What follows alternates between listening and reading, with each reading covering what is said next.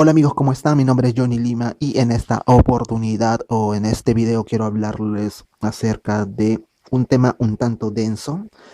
El tema a tratar hoy es ¿qué es la epistemología? La epistemología en filosofía, ¿cuáles son las raíces, el origen, cómo se inició filosóficamente y digamos históricamente también? Esta rama de la filosofía muy importante, pero también poco estudiada de hecho.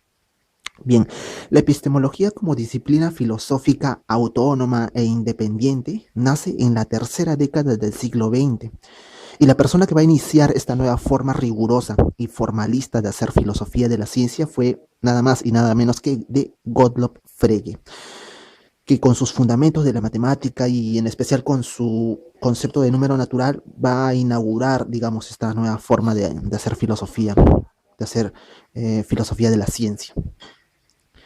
Tiempo después va a aparecer el Círculo de Viena, también llamado Escuela Neopositivista, cuyos integrantes fueron los defensores y difusores de este nuevo estilo de hacer filosofía. Liderados por Moritz Schick, este círculo se va a hacer cargo del proyecto logicista, es decir, el proyecto lógico-matemático que había sido diseñado por Frege. Digamos que el Círculo de Viena o los integrantes del Círculo de Viena, que son neopositivistas, van a ser los sucesores de Frege.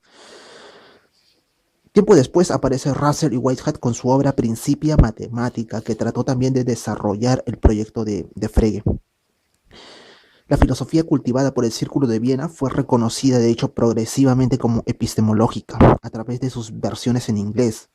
Y digo esto, o sea, es decir, fue reconocida por los ingleses o por las versiones en inglés como epistemológica, porque de hecho la palabra epistemología digamos, fue muy poco usada en alemán. De hecho, los alemanes usaban la palabra Verkehrstheorie, que en español significa teoría del conocimiento. Es decir, los alemanes no utilizaban la palabra epistemología propiamente dicha, sino la palabra teoría del conocimiento.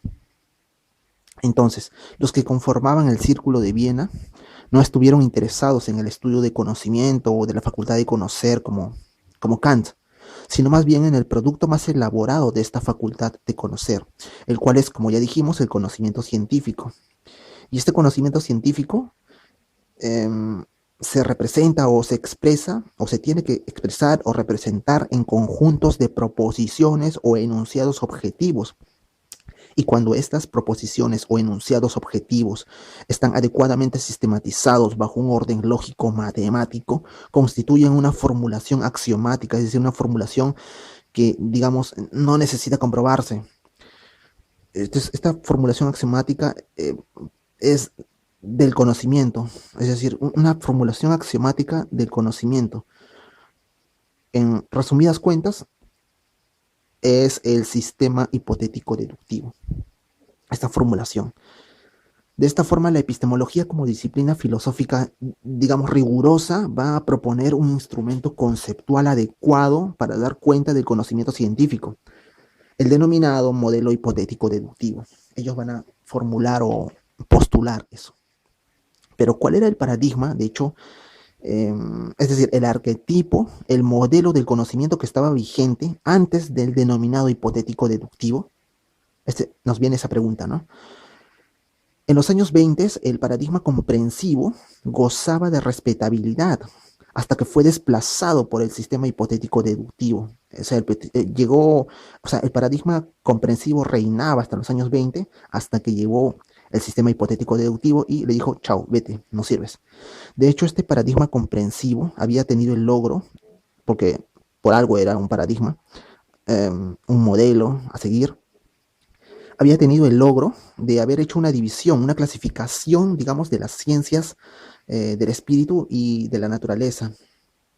Dicho paradigma comprensivo había sido instaurado o creado por Wilhelm Dilthey, y allí se sostenía que, por un lado, las ciencias naturales se caracterizaban por explicar y predecir, y por otro lado, las ciencias del espíritu se caracterizaban por comprender la realidad. Este paradigma comprensivo era rechazado, de hecho, rotundamente por el Círculo de Viena. Ahora, ¿por qué era rechazado? Porque alegaba que un conocimiento que carece de explicación, es decir, que no puede conocer, que no puede, perdón, explicar la realidad, no debe llamarse conocimiento científico. Y de hecho es verdad, o sea, no es conocimiento científico, sino puede explicarse. Entonces, Dilthey también consideró, de hecho, ante esta crítica, a las ciencias del espíritu como ideográficas, es decir, las ciencias del espíritu eran ideales, etéreas, por así decirlo, para así eximirlas o, digamos, darles pase libre o para que no tengan la obligatoriedad de expresar sus conocimientos en forma de leyes que pretendan tener una validez universal.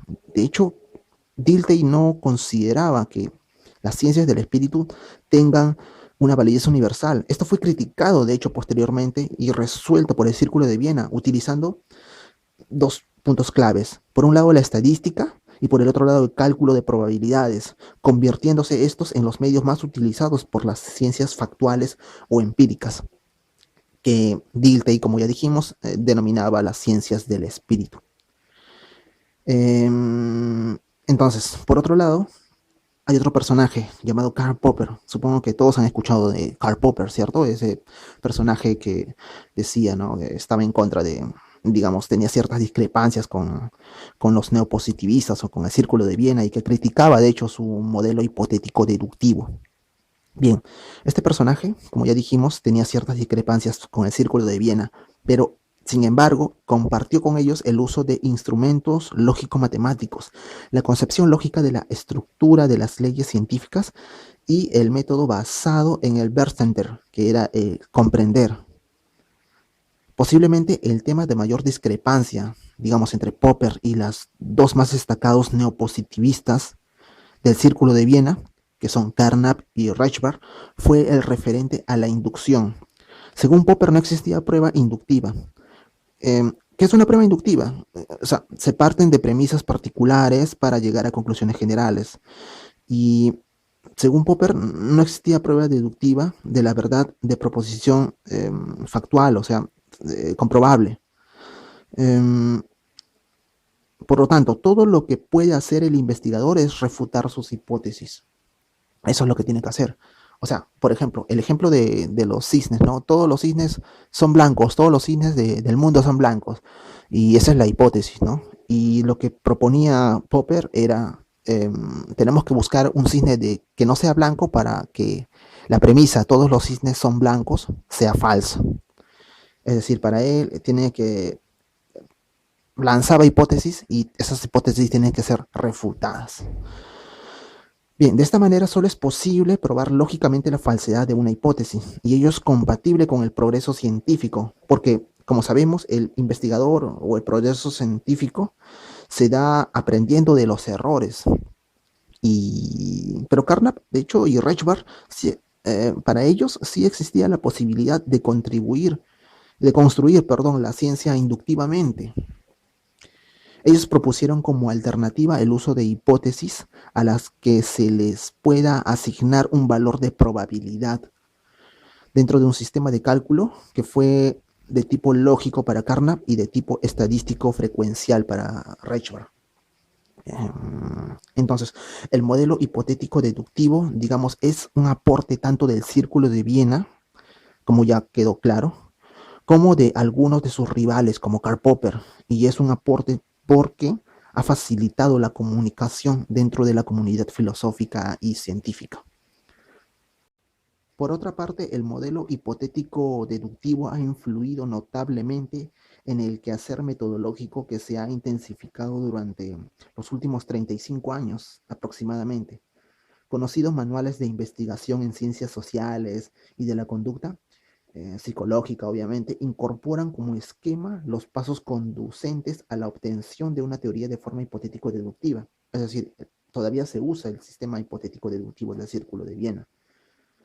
Con la epistemología histórica de Thomas Kuhn, que es un autor que escribió o postuló, ¿no?, la teoría de las revoluciones científicas, se acuñó el concepto de paradigma de ciencia normal para describir y explicar el comportamiento social de las comunidades científicas y el carácter eminentemente cultural de las teorías científicas, de las metodologías y de los conceptos que se utilizan para evaluarlas. Digamos, con Thomas Kuhn se inaugura lo que vendría a ser la nueva forma de hacer epistemología, un tanto más aproximada a lo que son las ciencias sociales o ciencias, eh, lo que Dilthey diría en su tiempo, ¿no? Ciencias del espíritu, que son la historia, la sociología, etcétera. Bien, con esto quiero concluir este video. Espero que haya sido un tanto, digamos, didáctico. Y nada, eso es todo, amigos. Chau.